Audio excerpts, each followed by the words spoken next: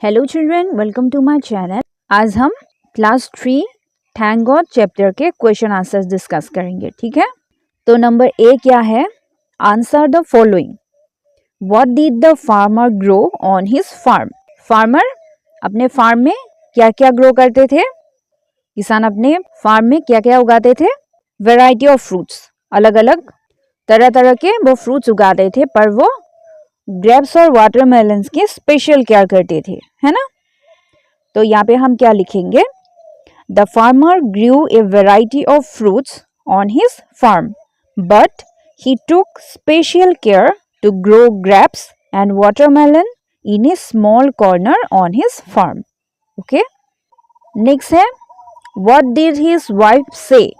उसकी वाइफ ने उसको क्या कहा था कि इस साल हमारे फार्म में जो बेस्ट फ्रूट्स हैं वो ग्रेप्स और वाटरमेलन से। ओके, तो ये हम कैसे लिखेंगे? His wife said that the best fruits on their farm this year were the watermelon and grapes. Okay, number 3 क्या है? Why did the farmer decide to take the grapes? Farmer ने grapes को लेना क्यों सिद्धांत लिया था? क्योंकि वाटरमेलन्स बहुत हैवी है और राजा के महल तक ये बहुत दूर की यात्रा है। अगर वो वाटरमेलन्स लेके जाएंगे तो वो बहुत हैवी होगा, वो नहीं लेके जा पाएंगे।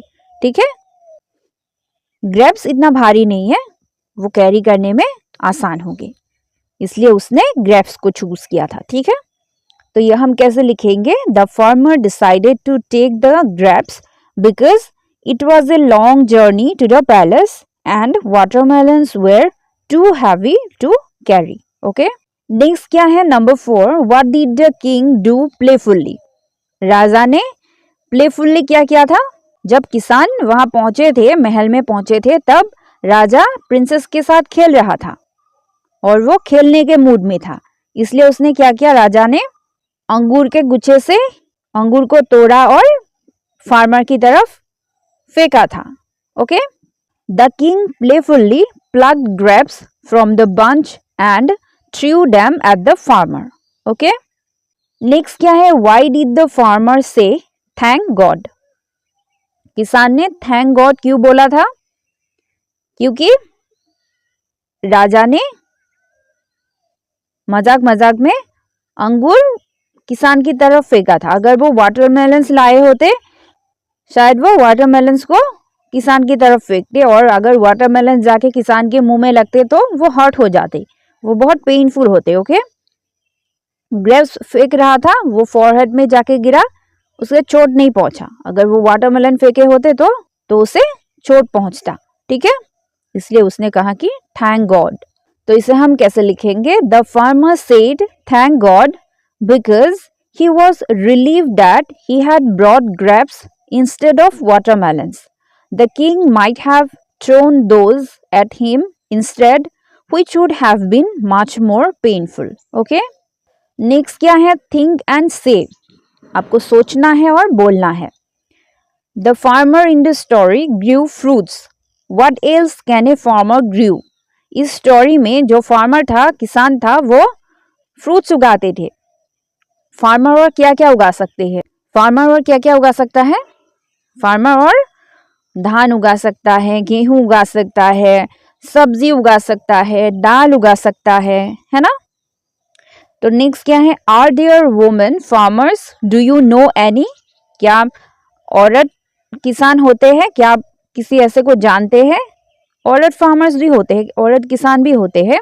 औरत भी सब्जियां ग्रो करते हैं, फ्रूट्स ग्रो करते हैं। ओके, गेहूं, धान, ये सब औरत भी करते हैं, और ऐसे औरत को हम, बहुत सारे ऐसे औरत को हम जानते हैं। नेक्स्ट क्या है? If you meet a farmer what would you say to them? अगर आप एक किसान से मिलेंगे तो आप उसको क्या बोलेंगे? अगर हम एक किसान से मिलेंगे तो हम उसको धन्यवाद बोलेंगे, थैंक यू बोलेंगे, जो वो हमारे लिए खाना वो ग्रो करता है, उगाता है, इसलिए। ओके, नेक्स्ट क्या है? The farmer knew that the watermelon was heavy and the grapes were light. किसान जानते थे कि वाटरमेलन्स बहुत हैवी होंगे और ग्रेप्स लाइट होंगे, the words heavy and light are opposite in meaning. Heavy और लाइट दोनों एक दूसरे के ऑपोजिट है, ठीक है। Write the opposite of the underline word. नीचे कुछ वर्ड्स है, उसके ऑपोजिट वर्ड्स आपको यहाँ पे लिखना है। थिक बुक, थिक का ऑपोजिट क्या होगा? Thin book, okay. Long journey, long का ऑपोजिट क्या होगा? Short journey. नेक्स्ट है सॉफ्ट कॉटन, सॉफ्ट का ऑपोजिट क्या होगा? Hard, hard rock. नेक्स्ट है स्लो टॉर्टॉइस, स्लो का ऑपोजिट क्या होगा? Fast, fast rabbit, okay. Next क्या है? Read the sentences. नीचे जो सेंटेंस है आपको पढ़ना है। द बॉल इज राउंड, जो बॉल है वो गोल है। द टेबल्स आर ब्राउन, जो टेबल है वो ब्राउन कलर के है, ओके। यहाँ पे देखो द बॉल इज राउंड, एक बॉल के बारे में बात हो रही है, इसलिए यहाँ पे इज का यूज किया है। द टेबल्स आर ब्राउन, यहाँ पे दो टेबल के बारे में बात कर रहे हैं, इसलिए यहाँ पे आर यूज किया है, ठीक है। नेक्स्ट क्या है? Fill in the blanks with is और आर। नीचे जो सेंटेंस है आपको इज और आर लगा के कंप्लीट करना है। इज हम कहाँ पे बोलेंगे? जहाँ पे एक चीज के बारे में बात कर रहे हैं वहां पे हम इज का यूज करेंगे, और जहाँ पे दो या दो से ज्यादा चीजों के बारे में बात कर रहे हैं वहां पे हम आर यूज करेंगे, ओके। तो नंबर 1 क्या है? There blank animals in the jungle. यहाँ पे जंगल पे बहुत सारे एनिमल्स के बारे में बात किया है, तो यहाँ पे हम क्या लगाएंगे? Are. There are animals in the jungle. Number 2 है the table blank made of wood. यहाँ पे एक टेबल के बारे में बात किया है, तो यहाँ पे हम इज लगाएंगे। The table is made of would, okay. Number 3 है दीज मैंगोज ब्लैंक स्वीट। यहाँ पे बहुत सारे मैंगोज के बारे में बात किया है, तो यहाँ पे हम आर लगाएंगे। These mangoes are sweet. Number 4 है Raghuram blank a tall boy. यहाँ पे रघुराम एक लड़के के बारे में बात किया है, तो यहाँ पे हम इज लगाएंगे। Raghuram is a tall boy. Number 5 the toys blank on the self. यहाँ पे बहुत सारे टॉयज के बारे में बात किया है, तो हम यहाँ पे आर लगाएंगे। The toys are on the shelf. Number 6 है the book blank on the table. यहाँ पे एक बुक के बारे में बात किया है जो टेबल के ऊपर है, ठीक है। तो यहाँ पे हम क्या लगाएंगे? Is. The book is on the table, okay. Next number 7 क्या है? The girls blank eight the shop. यहाँ पे दो लड़कियों के बारे में बात किया है, तो हम यहाँ पे क्या लगाएंगे? Are. The girls are at the shop. Next है the car blank on the road. यहाँ पे एक कार के बारे में बात किया है, तो हम यहाँ पे क्या लगाएंगे? Is. The car is on the road, okay. Next ये एक पोएम है, इसे आपको पढ़ना है, ठीक है। अच्छू, अच्छू हम कब बोलते हैं? जब हमें सर्दी होती है, जुकाम होती है, तब हम अच्छू करते हैं, हम ऐसे चीखते हैं, ओके। ऐसे हम स्नीज करते हैं।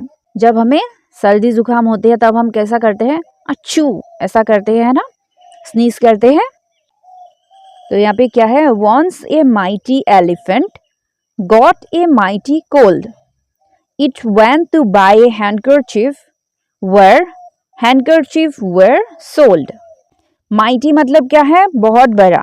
एक बार एक बहुत बड़े एलिफेंट को क्या हुआ? बहुत बड़ा सर्दी जुकाम हुआ उसको। It went to buy handkerchief, और वो एक रुमाल खरीदने गया। हैंडकरचीफ मतलब रुमाल। वेयर हैंडकरचीफ्स वेयर सोल्ड, जहाँ पे रुमाल बिकते हैं, okay. A hanky for an elephant, the sales girl was surprised. Sorry sir, but we don't have a handkerchief that size. एक हाथी के लिए हैंकी चाहिए। जो सेल्स गर्ल थे वहां पे, रुमाल बिकने वाली लड़की थी, वो सरप्राइज हो गए, वो चॉक्ड हो गए, वो हैरान हो गए। एक हाथी का हैंकी कितना बड़ा होंगे, है ना। वो हैरान हो गए और उसने क्या बोला? Sorry sir, but we don't have a handkerchief that size. तो उस लड़की ने क्या बोला? सॉरी सर, हमारे दुकान में उस साइज के हैंडकरचीफ नहीं है, ठीक है। अच्छू said the elephant and shook its mighty head. Forget about the handkerchief, give me a sheet instead. और वो सर्दी में अच्छू करके बोला कि उसने अपना सर हिलाया, उसका जो बहुत बड़ा सा सर था उसको हिलाया. शुक मतलब हिलाना. Forget about the handkerchief, तुम रुमाल के बारे में भूल जाओ. गिव मी ए शीट इंस्टेड, तुम मुझे एक शीट दे दो, बेडशीट दे दो. ठीक है, एक बेडशीट हाथी के लिए रुमाल की तरह ही है. ठीक है, चलो एक बार फिर से रीड करते हैं. Once a mighty elephant got a mighty cold. It went to buy a handkerchief where handkerchiefs were sold. A hanky for an elephant. The sales girl was surprised. Sorry, sir, but we don't have a handkerchief that size. Achoo, said the elephant, and shook its mighty head. Forget about the handkerchief. Give me a sheet instead. Okay? Next क्या है? Imagine you are visiting the big elephant. You know that the elephant has a cold. आप ये कल्पना कीजिए कि आप एक बहुत बड़े हाथी को मिलने गए हैं और आप जानते हैं कि उसको सर्दी हुआ है. What food items will you take with you? आप अपने साथ क्या लेके जाएंगे? Say them aloud. उसको बोलना है आप क्या लेके जाएंगे. आप क्या क्या लेके जा सकते हैं? फ्रूट्स लेके जा सकते हैं, जूस लेके जा सकते हैं, और हर्बल टी लेके जा सकते हैं आप अपने साथ. ओके, नेक्स्ट क्या है? Chandu's fruit salad. चंदू के fruits salad. Chandu has written the steps for preparing a salad on a few slips of paper. Chandu कुछ पेपर में फ्रूट सैलड कैसे बनाते हैं वो लिखते हैं. He mixed them up. वो उसको मिक्स कर दिया है, उसने उसको मिक्स कर दिया है. स्लिप्स को उसने उसको पेपर को मिक्स कर दिया है. Think of the proper order and write down in the space given below. आपको उसको प्रॉपर ऑर्डर में सजाना है. ठीक है, नीचे यहाँ पे कुछ सेंटेंस है, उसको आपको प्रॉपर ऑर्डर में लिखना है. Next, I put in papaya cubes. Mother cut some fruits for me. First, I take some banana slices. Finally, I squeeze a lemon on it, adding a pinch of salt. Then I add the apple slices. Then I mix them all. After that, I add some grapes from a bunch. तो यहाँ पे number 1 कौन सा होगा? Mother cuts some fruits for me. ये होगा 1. Next होगा first I take some banana slices. ये होगा 2. Next I put in papaya cubes. ये होगा 3.